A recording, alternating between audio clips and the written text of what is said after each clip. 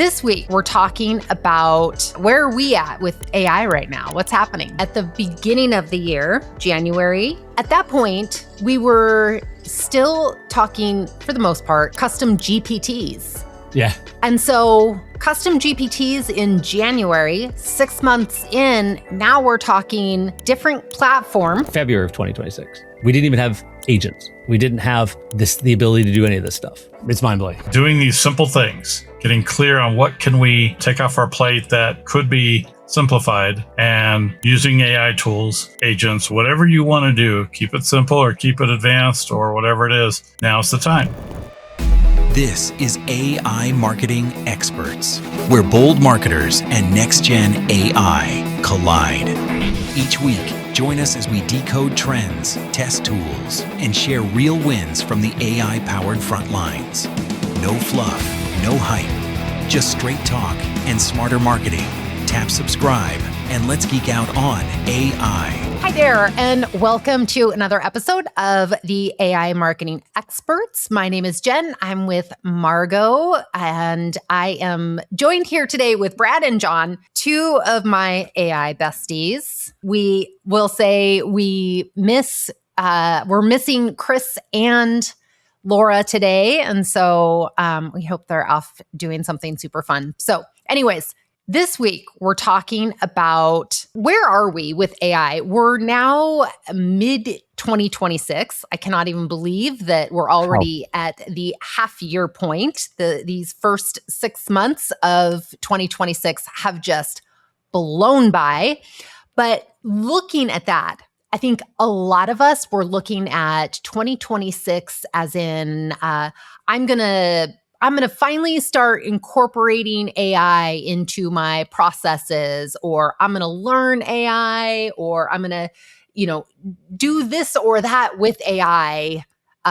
You might have been thinking that in late 2025, preparing for 2026. And now all of a sudden we're June 2026. So what have we done this year? Where are we at for those AI plans, and where is AI in general? So, that was probably me making a very short story long.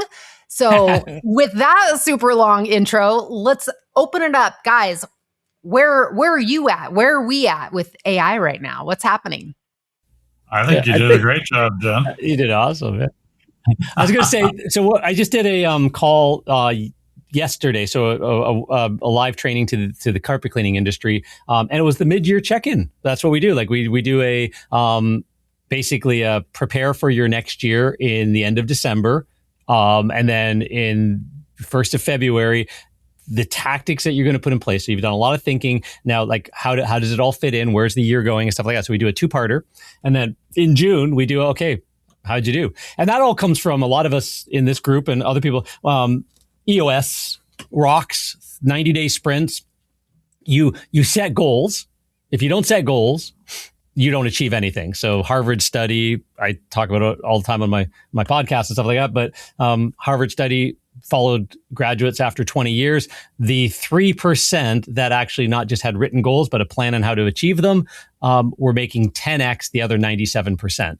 The people that had no goals set at all, graduating from Harvard, were like way less than even the crowd that set goals. The crowd that set goals were like income earners and where they were in business because they at least set goals. The ones that set goals and put plans and intentions in place were 10 times higher salaried and in the career they want. So there is a goal setting gives you a North Star to aim at. You can adjust around it, but at least get you aiming at something. And what did you aim at this year, as Jen said? So, and AI is the fastest moving technology, the fastest adopted, fastest moving technology on human existence. If you're listening to this show, we're preaching to the choir. You don't need to learn. You don't need to know that. But it is changing minute by minute, day by day. And it's really, really hard to keep up. And every tool is adding agents now, the new buzzword. Everything's about agents. OpenClaw, this thing showed up end of January, kind of broke the internet, Hermes and all these other. Now everybody's adding agents. It's not just, I just need to turn that on and everything solves my problem. So yeah, it's really about defining how to implement to get rid of the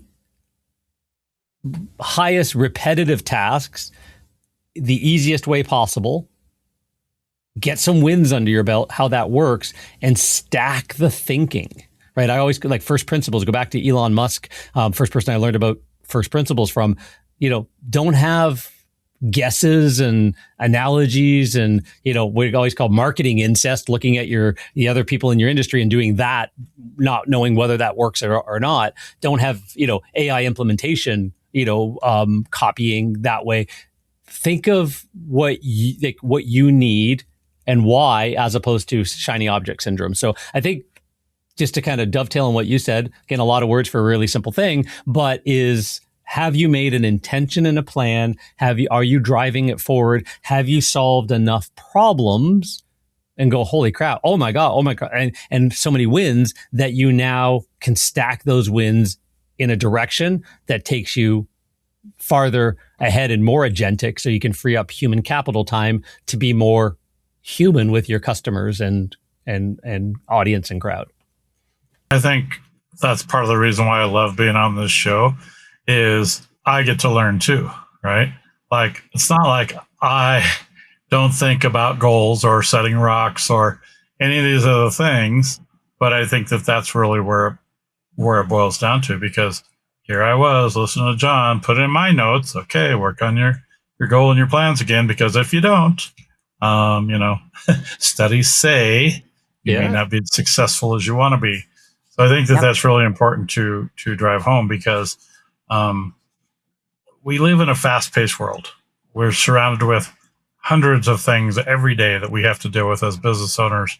And so by just taking that time to reflect, to say, okay, yeah, it's June, and what did I get done? Or, geez, I didn't get as much as I wanted to be automated with AI or using certain tools or whatever it is.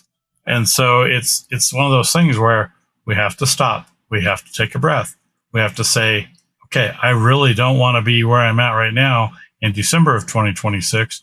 What can I do to avoid that?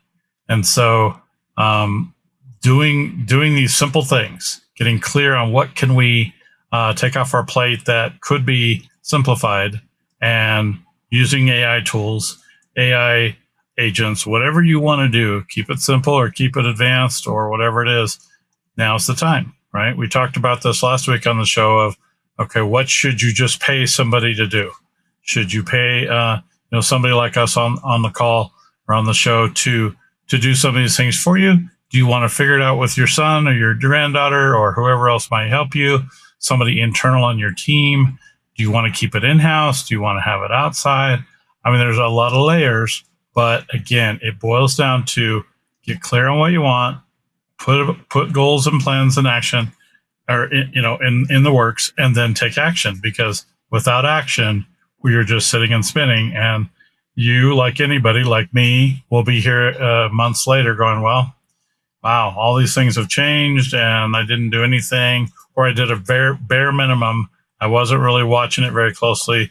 And now 3 months later, AI tools and systems are markedly different. So, pay attention, get clear on what you want, and then execute.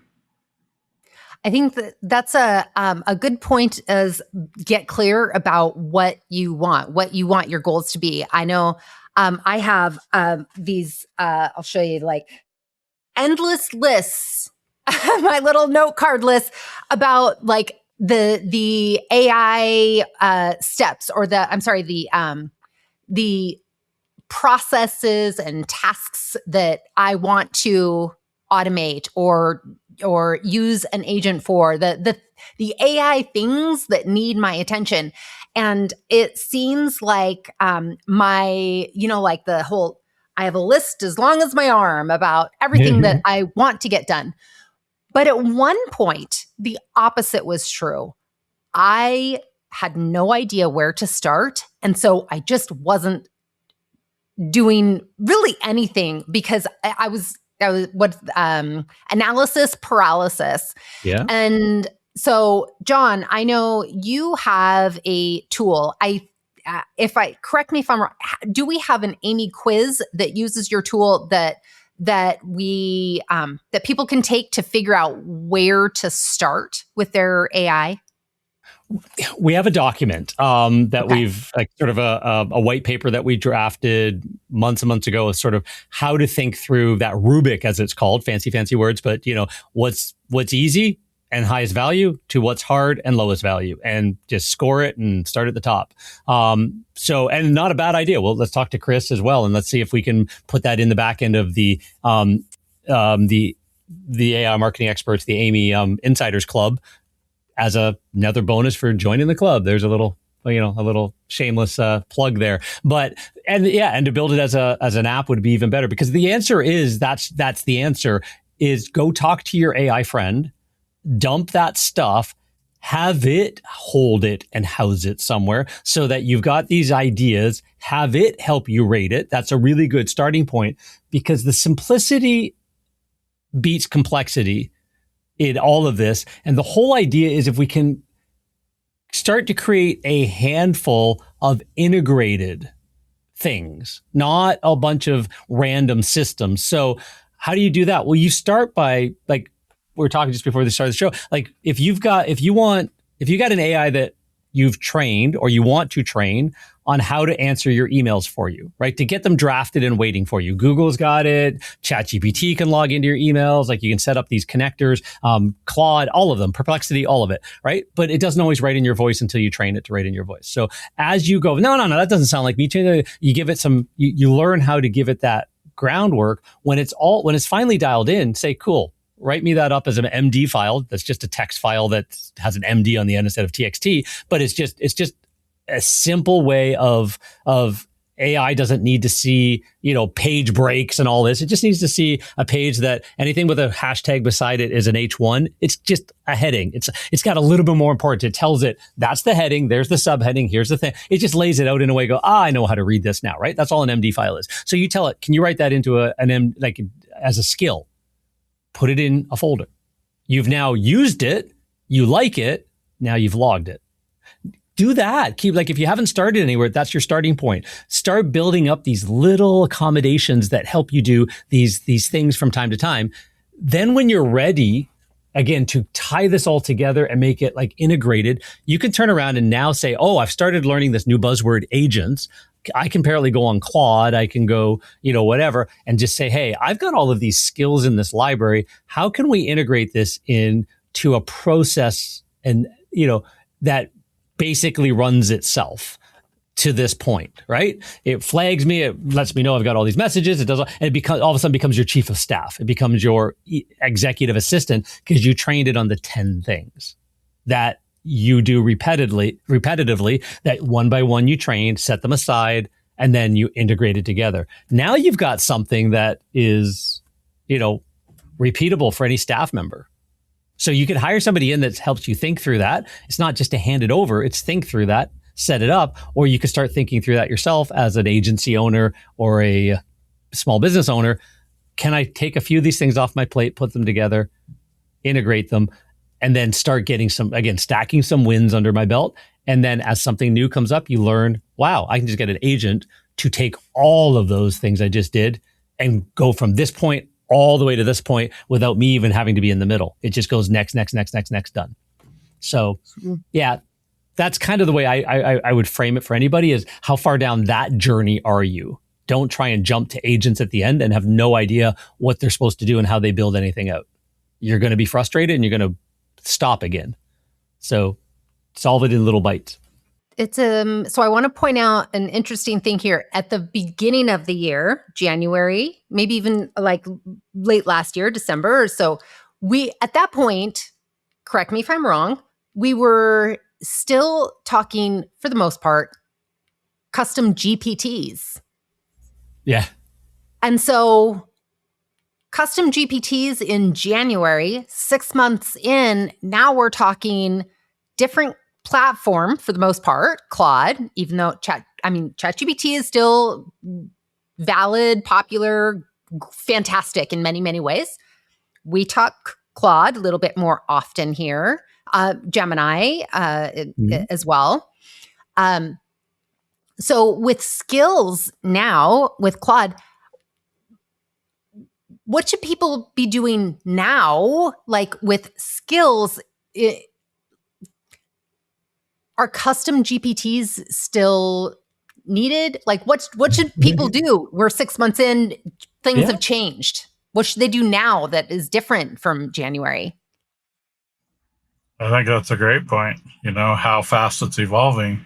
And I don't think that custom GPTs are irrelevant at this point, but who knows, 3 months, 6 months from now, maybe even skills will be different. So that's one of the things in the AI world that John mentioned, one of the fastest things in the history of the world, I guess, AI. You have to think as best you can of how to future-proof things, because we just don't know. We really don't know. We don't know where it's going to go. We don't know what's going to work best. And sometimes we could spend a lot of time, a lot of energy on something that, it could probably work for a while. But again, it could be something that could be outdated pretty quickly, where you're starting from scratch. I know we've had our friend Danny on that spent a ton of money, hundreds of thousands of dollars on a system. And by the time he was done, it was kind of like, I guess we're going to throw that one in the trash. And I've experienced some of those same things where we built out systems, including ChatGPT, custom GPTs, and everything else. And there was like, this isn't as marketable or as exciting as it was 6 months or a year ago. So those are huge points, Jen. I'm really glad that you brought that up. And I think so. And to sort of understanding the space definitely helps, because what is a custom GPT? That was ChatGPT jumping ahead of everybody else first and understanding what we now call skills. So custom GPT is literally just, if you ever built one, it's an instruction set plus a set of knowledge given a few parameters and said, using all of this knowledge I just gave you that you can ingest every single time and understand you have that source of truth, and you can have up to 50 or whatever it was, PDFs and images, but it loved MD files better. I would take a PDF and say, turn this into an MD file. I would take an image and say, turn this into an MD file for me. And you just do that in chat. Just say, here, this is, turn it into an MD file. I'm going to put in a knowledge document, right? So you build all of these things that it can read through and understand quickly and easily and take in. And then you give it an instructions, and the instructions tells it even how to start off with you, how to ask you questions, how to interview you, and how to finally put that thing out that is. Well, that became what we now all sort of universally call skills over on all the other platforms. They didn't build custom GPTs because they weren't ChatGPT, but basically all a skill is that instruction set. And if you have to give it some knowledge or core foundation, then a skill becomes a skill file. And the skill file includes that instruction, ChatGPT, custom GPT, plus the input it needs every time to be able to be aligned well. And then what the other thing with skills you do as you're getting evolving them is, if it's crap in the bed, like I've got a skill that creates little hand doodle things for my coaching program. So when I've got a really cool idea, I just chat to my Telegram agent, Carrie, and to my chief of staff and say, Carrie, by the time I get back to the office, I'd like a doodle on this in my format, whatever. Well, the first bunch of them were crap. Like it was just absolutely, no, like this, more like that one. And eventually it was like, oh, let me update your skill. Let me update the thing. Did you like this one? Well, I went into Photoshop and moved a few things around and made it the way I exactly want it. Okay, send that back to me. I'll put that into the examples library of this skill. Next thing, now I'm at a point where this started, like I didn't build Carrie until February, March. I can rattle off 3 or 4 things, listen to a video, say I want to turn that into a doodle, thanks, come back to the office and go, oh, perfect. Don't have to think about it. It was frustrating until it wasn't, because it was... What do you do? You created that file. Yeah. What do? You go, what? I go, oh, now it's awesome. Right?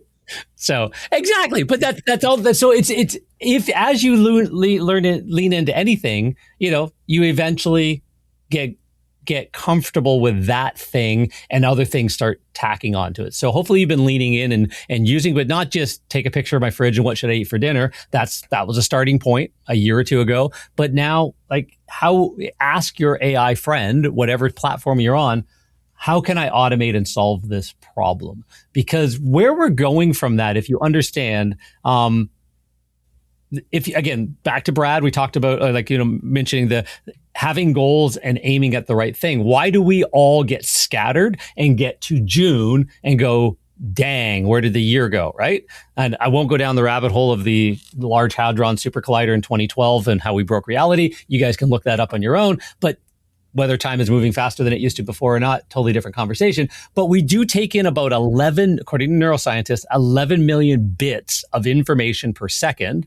And the human brain has the ability to respond to 10 to 50 of them.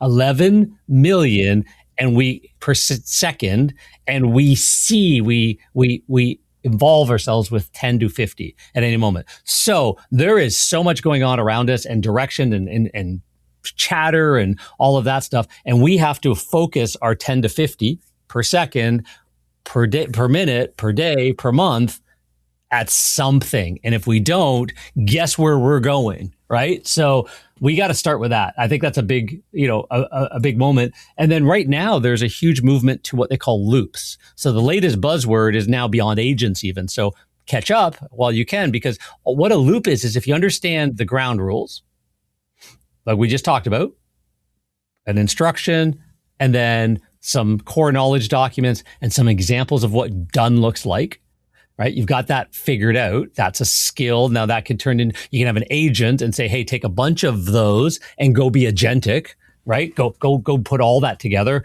whether that's, Claude Cowork is agentic, Hermes and OpenClaw are full on agents that even are coded even deeper to just keep going and going and going, whatever. But what a loop is once you've got all that built, you understand what an endpoint and what a goal is and how to really well define that because you've seen it go rogue. You get good at that moment.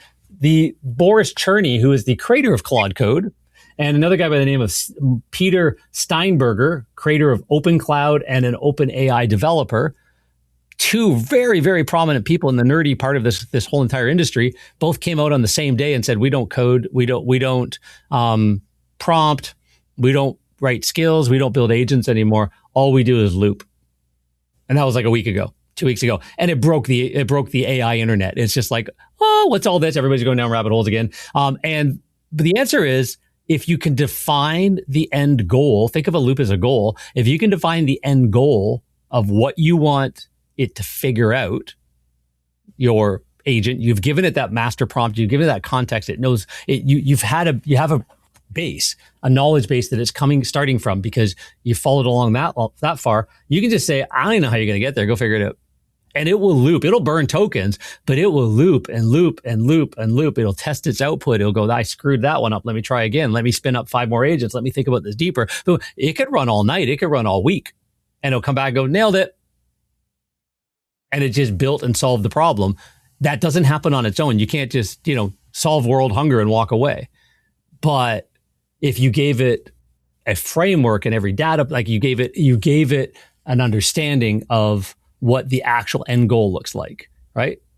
It will work and work and work till it gets there. And that's where we're at the end of June 2026.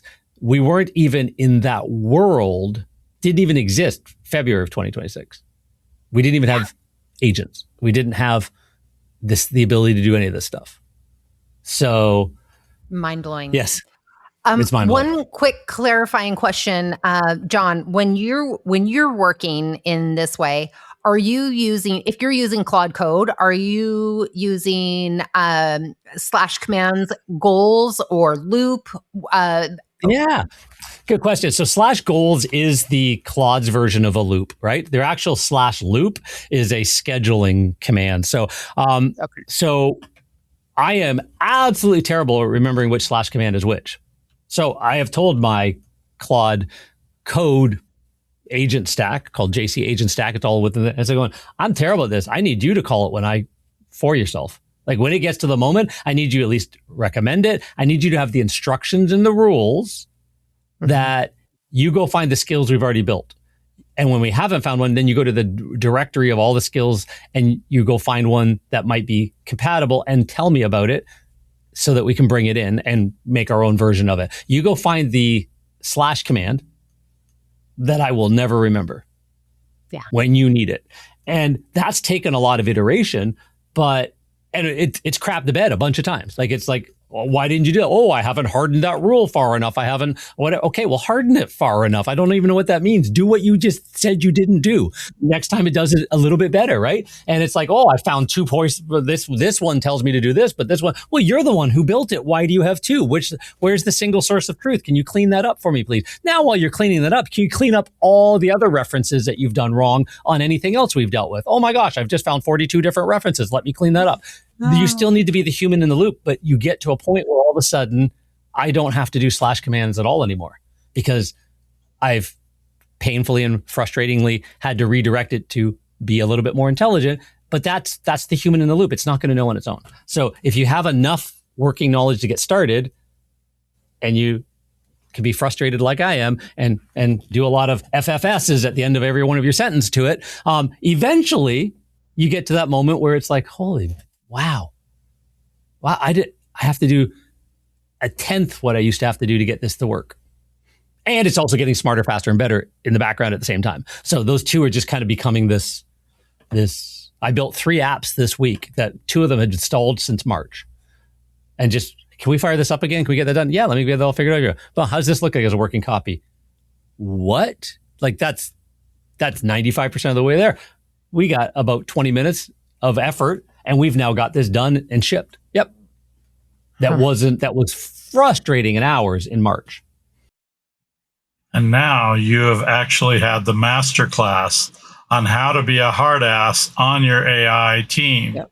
I love it, John. FFS. I want to hire John. FFS. Except I don't want John to yell at me. Just yell at the AI team. Yeah. I think we should have. But not the way we were yelling last August that we talked about, where it was like nothing was coming up. We talked about that inflection moment, and it seems like decades ago, really does. Yeah. When we talked, you and I talked about it, Jen, on one of these episodes as well, and then privately a bunch of times, how we were like swearing like sailors at AI every single day. 5.1 or 5 point whatever came out or whatever it was. Yeah. And it was just so smart, it was dumb again. It was so smart that everything broke. You had to prompt differently. You had to contextualize. Like it was so smart, it outthought itself. And the experts were going, yep, that's the exact moment we're at this point of the bend. Now we're exponential. Because at that moment, it is working so hard, it is just getting lost in the data. The next iteration is, then I'll clear that blockage. And everything will start to sing. And we're there. Not our sweet little Jen swearing like a sailor. I just can't believe it. I would never. Never. Yeah. I do want like a what do you call time-lapse fast video of John like speaking, yelling to his system like for an hour, right? We just condense into like 30 seconds. Yeah. That would be epic. Yes, it gets bad at times, but so I think the big takeaway is that it is a moving field. Like this 6-month check-in, this June check-in, whenever you're listening to this, this moment, do pause at intervals, plan, make your goals. What do you want to get in place? Make it simple enough to get caught up, to be just involved, get it going, that because you understand you're going to pull it all together. Even if you need outside help, somebody's going to say, okay, what have you got so far? If not, we're going to have to start build that first. We're going to have to build your routines, your SOPs, your processes into skills and systems and stuff like that before we can turn that into an agent, before we can then even go to, which is level 2, as Dan Martell talks about. Level 1, you ask questions, you get answers. It's just beside you. Level 2, you direct it to go do a bunch of stuff. And then the agents go and do the busy work and come back and let you think. Level 3 is now this other moment where you have the right framework. You've worked your way to level 3 where it has enough understanding and rules around you, your business, your whatever you're getting it to do, that it figures out all of the rest. It builds the skills. It builds the systems and all that, because you're at the point where you just, I need this solved. You're like a CEO. Yep. Figure that out, guys. I'm going golfing kind of idea. If that's what every CEO does, they do in my mind, they golf a lot. And everything else just gets figured out because it's a competent team that already knows your truths, already knows your market, and just goes and figures everything out in the background. And that's the direction AI is heading, is close, it won't be a year or two from now. It'll be like a couple of months, less than 6 months, where if that's where the cutting edge is, how close are you to keeping up to that water? Because the water is rising. There's a high water mark and it's going up, not down. And are you treading? Are you, swimming, keeping up? Where are you at? Yeah. Another thing too is I'm notorious in my own mind for saying, okay, I have this thing that I'm going to do. And then it gets deprioritized for other things. And then, so it might take me 3 months to get to something that I want to do. And so if there are people listening who they were planning on doing an AI implementation in this one way that they were thinking of, and it's been a few months, like, make sure you're taking a good look at the landscape of AI and where it is now before you start building, because between in the last 3 months, a lot has changed. You may want to build it differently. You might want to, rethink the goal altogether if it's, intertwined in the AI. So, don't think that how you wanted to build something 3 months ago is the same way that you would build it now. Even marketing, marketing tasks, marketing roles, marketing, all of the things that we do in marketing. I mean, that's so dynamic. Things are, oh my gosh, like all of the little tiny wheels that turn for digital marketing. It is insane. So definitely don't think that the way that you were going to build it 3 months ago is the same that it would be now. I love how you put that. Yeah, that makes perfect sense. And for me, honestly, we obviously have our YouTube channel, but I consistently am looking at stuff on YouTube, following some of the leaders out there in AI or in marketing in general, so that I don't have to figure it all out myself. Utilize tools like that.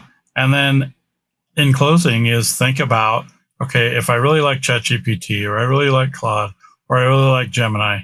I like Gemini a lot, but I look at all the other ones, but maybe keep it all in the same boat for a while. Gemini just put out all kinds of new updates, and so did ChatGPT. So if you've built a foundation on one of those, more than likely you can expand on it with what you've started on, and you can stay in that same tool. Because if you try to just say, hey, I'm going to try to master them all, it's going to be an uphill battle, and you're more than likely going to be here 6 months from now going, well, that wasn't very effective. Yeah.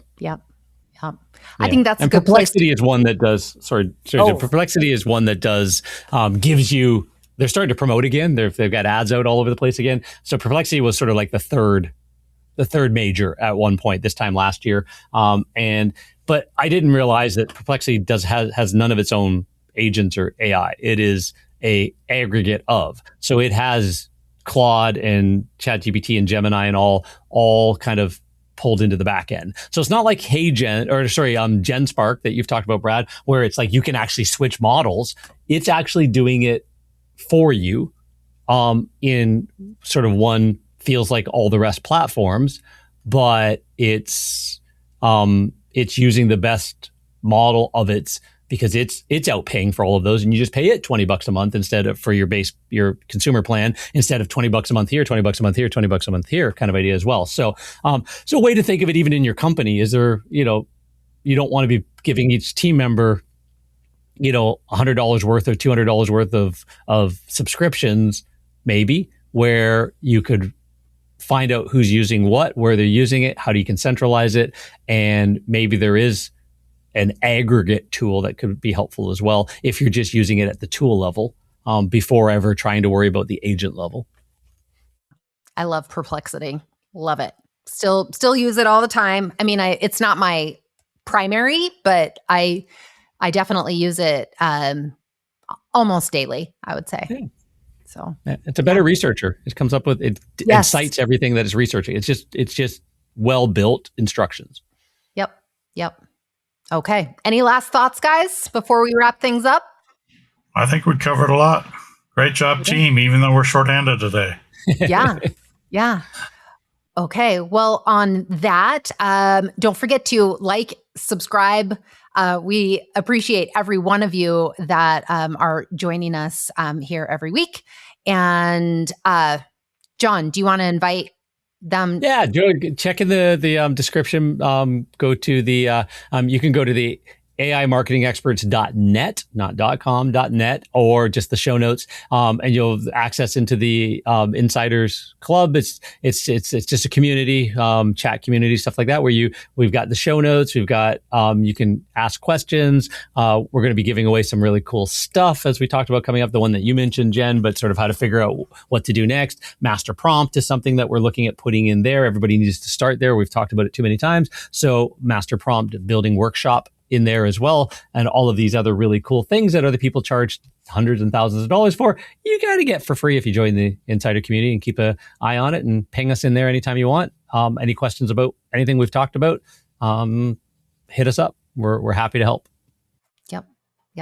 All right. Well, on that, we'll wrap things up, and thank you all again, and we'll see you next week. Bye.